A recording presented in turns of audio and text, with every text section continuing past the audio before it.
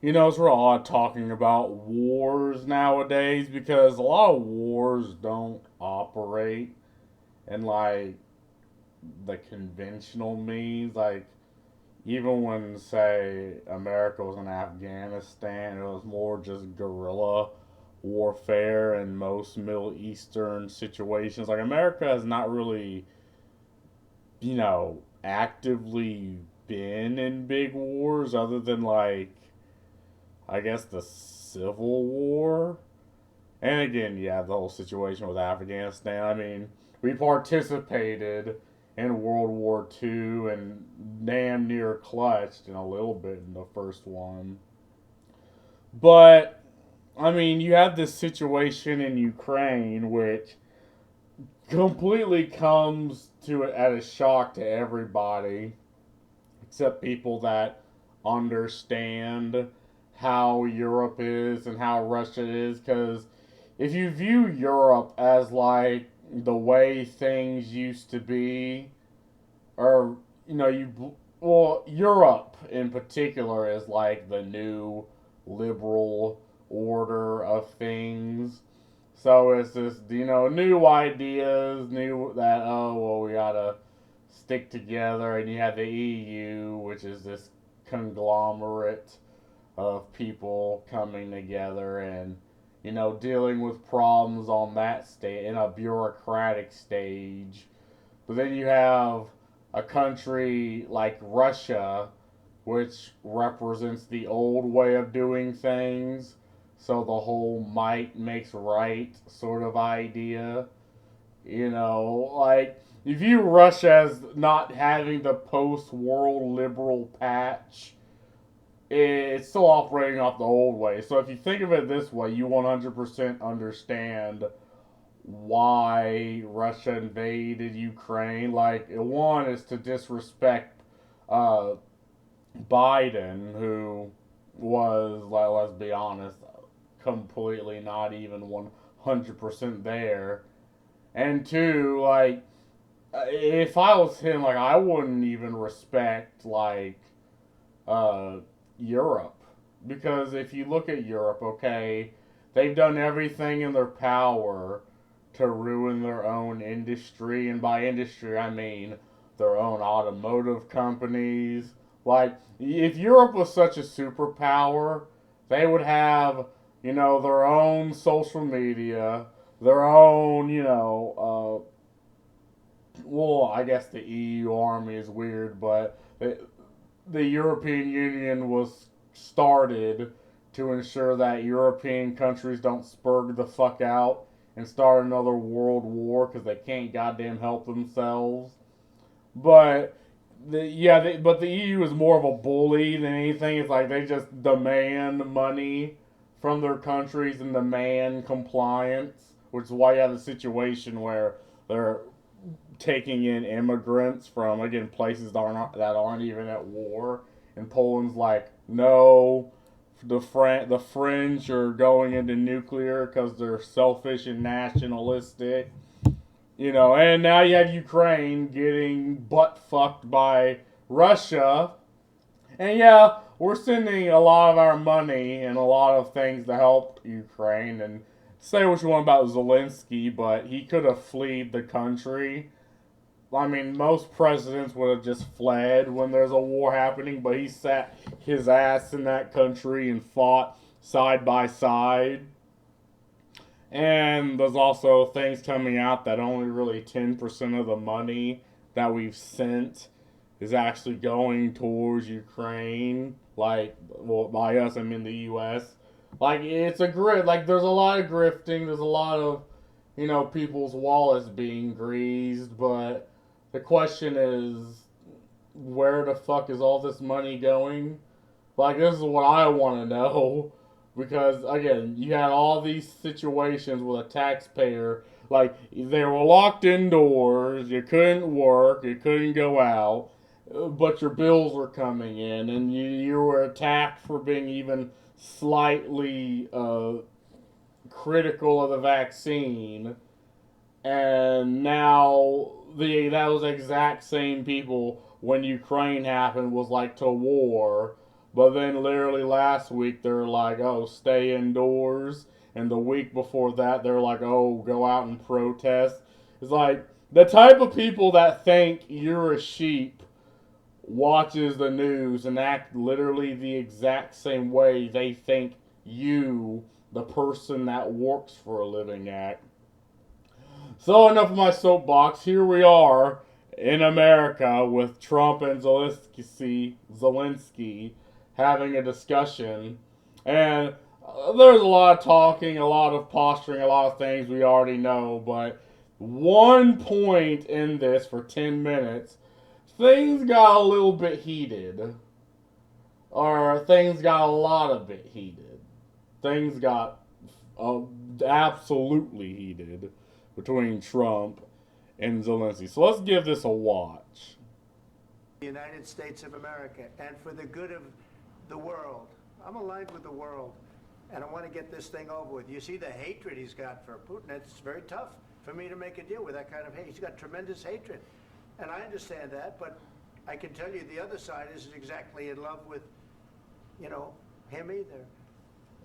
And again, if you've watched all of this, then you know what I'm talking about. Like, Europe still needs to project a level of strength, even though, again, when I say they don't have any power or strength to meet Russia, it's they use Russian oil, they use American military, they use what else do they use? They use like their appliances and all that from China. It's like, what position of strength does the EU actually have in this situation? And the answer that anyone who plays strategy games would say is not very fucking much. But the EU is run by HR ladies, and every time you try to push them, like, look, shut the fuck up, you have no room to talk, they go, oh, the Russian sympathizer, oh. So, but they still try to project the strength. And again, to be fair of Zelensky, I mean, this is just the culture of projected strength that they have to have, because in the past, your politics was like, predicated entirely based off how your neighbor acts. So it's not a question of alignment. I'm aligned with the world. I want to get the thing set. I'm aligned with Europe. I want to see if we can get this thing done. You want me to be tough? I could be tougher than any human being you've ever seen. I'd be so tough. But you're never going to get a deal that way. So that's the way it goes. All right, one more. And this absolutely makes sense. Because, again, I think Trump is just for America's interest first, which makes sense. Like, anyone, well, I mean, I shouldn't say anyone. There's a lot of people that act based off the whole ideological route and the whole, oh, Russia started. Look, to be honest, I don't think there's any way we're stepping out of this without not really like, well, kind of having to try to capitulate with Russia, because it's just that volatile of a situation, and there's no real, and again, Russia's a nuclear power, and yeah, they were the aggressor, you're correct, they did start this war, and they did pull a lot of other people into it, but we're talking a superpower here, and I see no other way to get out of this other than trying to make a deal with Russia. Question. I want to respond to this. So look, for 4 years in the United States of America, we had a president who stood up at press conferences and talked tough about Vladimir Putin, and then Putin invaded Ukraine and destroyed a significant chunk of the country. The path to peace and the path to prosperity is maybe engaging in diplomacy. We tried the pathway of Joe Biden of thumping our chest and pretending that the President of the United States' words mattered more than the President of the United States' actions. What makes America a good country is America engaging in diplomacy. That's what President Trump is doing. Can I ask you? Sure. Yeah? Yeah. Okay. So he occupied our parts, big parts of Ukraine, part of East and Crimea. So he occupied it on 2014.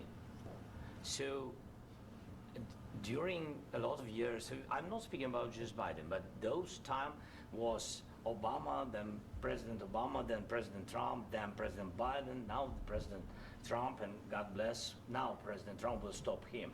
But Yeah, and this is another point. Like, I mean, the Russia has this cool down when it comes to, strong arming the EU, because it's a war against Russia for full and foremost, but it's also a proxy war against NATO and against the EU. Like, everything they're trying to do is muscling in on them, and even if Trump leaves the office, I mean, I don't know, is Zelensky still going to be there? Probably. I mean, we don't know the extent of what's going on or how their politics works, but will he be there? Let's assume yes. I mean, this may be over for the next 4 years, but who's to say he's not going to do this again? And again, Russia has historically just been a bad ally, or not ally, they've been a bad neighbor to the countries around them. They strong armed, they extorted, they're doing what they're doing now where they're trying to occupy. And now that it's Ukraine, they will probably stop when Trump's in power and he does his thing, but we don't know what the future will bring. Maybe they'll go back to strong arming. Who knows? So Zelensky is making a good point. It's like, we've been dealing with this, hell, probably even since the 2010s. But now, okay, maybe the cool down might reset, but who knows? We don't know. They don't know. It's just all in the air. during 2014, nobody stopped him. He just occupied and took. He killed people. You know what the contact line? 2015. 2014. 2014 and 2015. 2014. Yeah. So I was, he I killed. was not here. Yeah, but That's exactly but- right. Yes, but during 2014 till 2022, the situation the same. The people are been dying on the contact line. Nobody stopped him. You know that we had conversations with him, a lot of conversation, my bilateral conversation, and we signed with him. Me, like a new president, in 2019, I signed with him the deal. I signed with him, Macron and Merkel, we signed ceasefire. Ceasefire, all of them told me that he will never go. We signed him with gas contract. Yes, but after that, he broken this ceasefire. He killed our people and he didn't exchange prisoners. We signed the exchange of prisoners, but he didn't do it. What kind of diplomacy, JD, you are speaking about? What do you mean? I'm talking about the kind of diplomacy that's going to end the destruction of your country. Yes, but if you Mr. President, with respect, I think it's disrespectful for you to come into the Oval Office and try to litigate this in front of the American media. Right now, you guys are going around and forcing conscripts to the front lines because you have manpower problems. You should be thanking the president for trying to bring an end to this conflict. Have you ever been to Ukraine that you say what problems we have? I have been to... Yeah, and to be fair, I think J.D. Vance is kind of being heavy-handed, kind of being a douche, but there are situations like this where you are full within your right to be a douchebag. I mean, he's coming in, he's making demands. I don't know if he knows how America does things, but if you don't have any point or any type of point of contingent to make demands, don't be like, okay, this is what you're going to do, and this is what you're going to... It's like, no, we're not going to do a damn thing. We don't have to do a damn thing. Like, fuck out of here with this this Karen mentality of making demands of other people. Like, that only really works if you can maintain the facade of having power. If you can't do that, shut the hell up. making demands and telling other people what they're going to do and what they're going to add. I mean, and again, Zelensky, and I think the language barrier is kind of the difference, because Zelensky could have been like, brother, I've been sitting in Ukraine in the trenches fighting with my men. I can tell you what the fuck's happening. We can tell you how Russia's going to act. Like, America, we have the big guns and a lot of the best army in the world, but we don't have the experience of having the best armies in the world. European nations absolutely have this experience, know how other nations act, know how to deal with other nations. I mean, right now, America can strong arm and be like this, but you don't know. Like, I think Zelensky could have been an asshole back and could have, fired back at this in a way that, didn't make him look weak. But again, it's the language barrier that's kind of a weird contingent here. I've actually watched and seen the stories, and I know what happens is you bring them on a propaganda tour, Mr. President. Do you disagree that you've had problems bringing people into your military? And do you think that it's respectful to come to the Oval Office of the United States of America and attack the administration that is trying to prevent the destruction of your country? A lot of questions. Let's start from the beginning. Sure. First of all, during the war, everybody has problems. Yeah, and that's true. I mean, credit due. He is making a fair point. Like, things rarely happen the way you think they'll happen on paper when actually applied in reality. And wars is probably one of the biggest contention. You don't have to be a, military strategist to understand. It's like, you don't have to really be smart. You can just look at pattern recognition and understand that, okay, yeah, there will be problems, there will be issues, there'll always be these things. So yet again, he is 100% right. In war, there's always problems. Even you, but you have nice ocean and don't feel now, but you will feel it in the future. God bless. You don't know that. God bless. God bless. You will not have a war. Don't tell us what we're going to feel.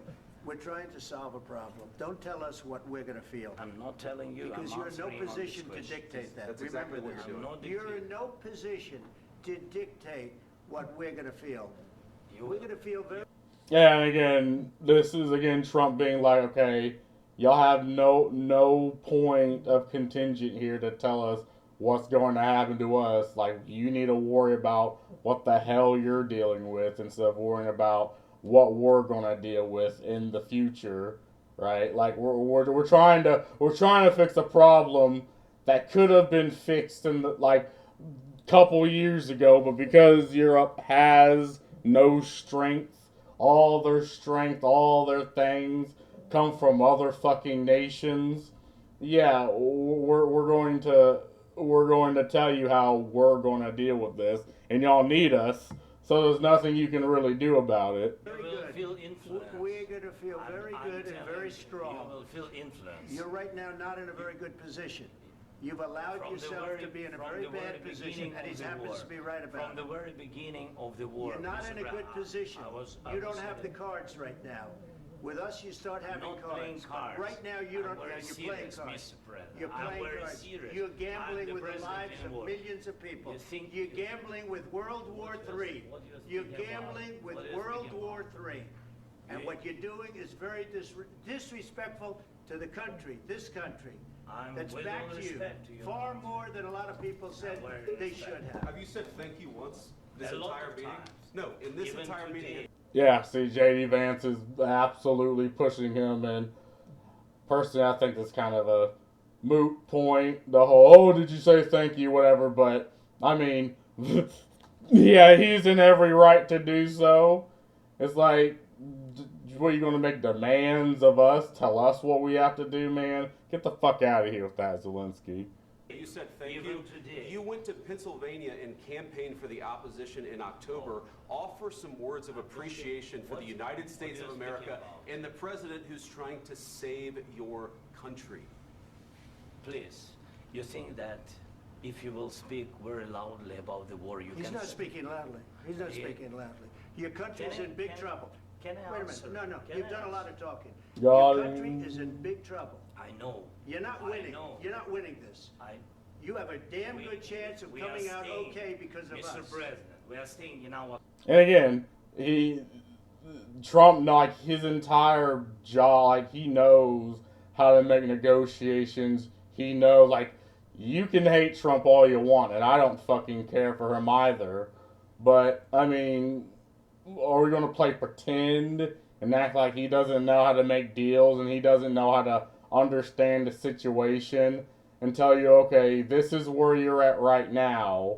This is what we have to deal with. And again, the fact that we're dealing with a nuclear superpower, like he knows he knows the situation. He's assessed the situation, and I mean, everyone knows it wouldn't have been this situation if we had a president that actually knew how to act. But whatever, like, yeah, I think Trump, like, and again, even if he doesn't, again, everyone needs America. Like, we have one of the best armies in the world, and again, to act like you need to make demands of us, it's like, what the fuck, man? Our country staying strong from the very beginning of the war. We've been alone, and we are thankful. I said thanks You haven't in been this alone. cabinet, You and haven't not been only alone. in this We cabinet. gave you, through I this said stupid president, $350 billion. You We voted gave for you your military equipment, You and you voted men for are your brave, but they had to use our military. What about we are If speaking? you didn't have You our invited military me- equipment, you invited if me you to didn't speak. have our military equipment, this war would have been over in 2 weeks. In 3 okay? days. Yeah, I feel like again these are the discussions they have behind the scenes. You know, when the cuffs are off, they're like, this is what we're talking about." Like, obviously, you know, in the limelight, you have one type of discussion. But I feel like this is what's really been discussed and bubbling up in the background, and it's them being like, don't fucking make demands of us. Don't come in here with your European bullshit. I heard it from Putin in 3 days. This is something Maybe new less. in 2 weeks. Of course, yes. It's going to be a very hard thing to do business like this, I Again, tell you. just say thank you. I accept- said a lot of accept times that thank there- you accept to that- American people. Accept that there are disagreements, and let's go litigate those disagreements rather than trying to fight it out in the American media when you're wrong.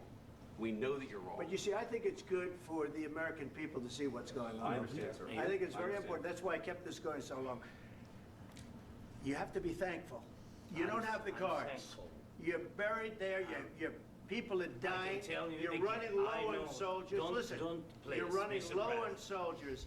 It would be a damn good thing. Mr. And then President. then you tell us, I don't want a ceasefire. I don't want a ceasefire. I want to go and I want this. Look, if you could get a ceasefire right now, I tell you, you take it so the bullets stop flying and your men stop getting killed. Of course, we want to stop the war. But you're I saying said- you don't want a ceasefire. But I said to you, I want a with ceasefire. guarantees. Because you'll get a ceasefire faster than an agreement. Ask our people about ceasefire, what they think. That wasn't doesn't with matter me. for you what- That what wasn't this with me. means. It That was wasn't with with you. a guy named Biden, who was not a smart person. But this That is was your, with, this that was is with your Obama. president. It was your president. Excuse me, that was with Obama, who gave you sheets, and I gave you javelins. Yes. I gave you the javelins to take out all those tanks. Obama gave you sheets. In fact, Yeah, like we've been doing this for what, the past, even before, like, yeah, with Obama, we've been supplying them all these things, and still nothing. Is like, okay, nothing to prove for it. They're still in a weak position, and we have no idea how to deal with it. Like, yeah, like, these are things that should have been fixed, should have been amended. They should have a strong presence, but they took the money, they took the resources and the supplies and all that. And what do they have to show for it? Well, nothing. In fact, less than nothing, because they're being invaded. And to be fair, they are holding out strong. Like, again, Russia was expecting this to only last a couple weeks, and we've been at this for years. So to be fair, they've been holding out strong, but they do need America. They do need someone with at a position of strength, someone who can negotiate to pull them out of this. Otherwise, there's not really anything. Like, they can battle it out till the cows come home, but the cows aren't really ever going to come home, really. The statement is Obama gave sheets and Trump gave javelins. You got to be more thankful, because let me tell you, you don't have the cards. With us, you have the cards, but without us, you don't have any cards. One more question to Mr. Vice President. I'm sorry. Yeah, and he shut the hell up because he's right. Like, you can argue with someone all you want, but if they're correct, they're correct. And at that point, you need to acknowledge it and shut the hell up. I mean, he shouldn't be correct. Europe should be a position. They are a superpower. They should be in a position of strength. It's just they've done everything in their power to take that away. And again, it takes just other countries like Poland, like France, to be like, you know what, fuck this. We're going to do our own thing and maybe suffer the consequences, these artificially placed consequences down the road placed on us by the EU, because for some reason no one hates the EU more than the EU. So yeah, I mean, absolutely. Tough deal to make, because the attitudes have to change. What if Russia breaks ceasefire? What if Russia breaks peace talks? What do you do then? I understand that it's a heated conversation right now. What are you saying? She's asking, what if Russia breaks the ceasefire? What if anything? What if a bomb drops on your head right now? Yeah, and hypotheticals are kind of annoying, but I mean, we're dealing with pattern recognition. Like, historically, Russia has been never really capitulated well with negotiations, haven't been a good neighbor. You know, they kind of are known to make, you know, the type of decisions most superpowers make, like even America makes, where they try to guard their own interests in regions, even if that means fucking over or, you know, going against their own. Like, yeah, historically they've been doing this, but right now, like, if we can get a ceasefire, that's a good thing. Okay, what have they broken? I don't know. They broke it with Biden because Biden, they didn't respect him. They didn't respect Obama. They respect me. Let me tell you, Putin went through a hell of a lot with me. He went through a phony witch hunt where they used him and Russia. Russia. You ever hear of that deal? That was a phony Hunter Biden, Joe Biden scam. Hillary Clinton, Shifty Adam Schiff. It was a Democrat scam. And he had to go through that.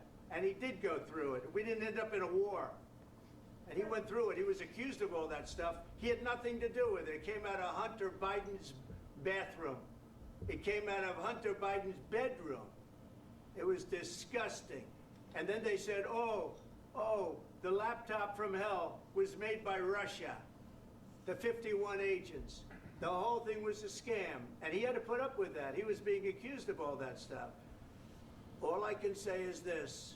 He might have broken deals with Obama and Bush, and he might have broken them with Biden. He did, maybe. Maybe he didn't. I don't know what happened. But he didn't break them with me.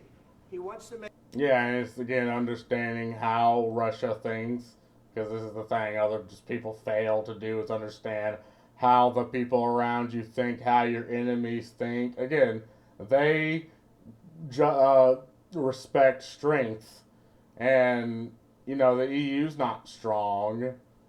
You know, Joe Biden wasn't strong, and Trump is, which is why, you know, that he's actually now coming to the, like, so many wars and conflicts around the world are just ending all at once now that Trump's in office. And again, you don't have to like him, you don't have to respect him, but these are just objectively good things that are happening. And they're happening because, I mean, you have someone with the means to make them happen. Make a deal. I don't know if you can make a deal. The problem is, I've empowered you to be a tough guy. And I don't think you'd be a tough guy without the United States. And your people are very brave. But you're either going to make a deal or we're out. And if we're out, you'll fight it out. I don't think it's going to be pretty, but you'll fight it out. But you don't have the cards. But once we sign that deal, you're in a much better position. But you're not acting at all thankful. And that's not a nice thing. I'll be honest, that's not a nice thing. All right, I think we've seen enough. What do you think? Huh? Exactly. Again, he's trying to do the same. Again, most European prime ministers are just used to just browbeating and be like, oh, this nation's not paying enough. Oh, this nation's not paying enough. Find them more. Oh, this nation's not paying enough. Like, they do enough of that.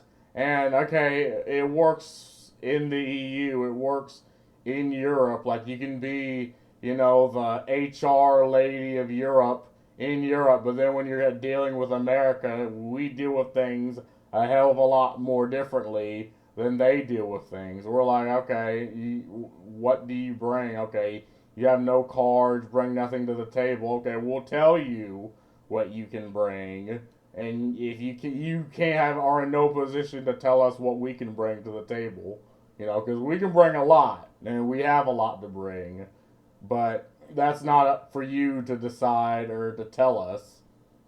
This is going to be great television, I will say that. All right. We'll see what we can do about putting it together. Thank you, sir. I know this is And I need the back of this. We'll see. I don't know. Yeah.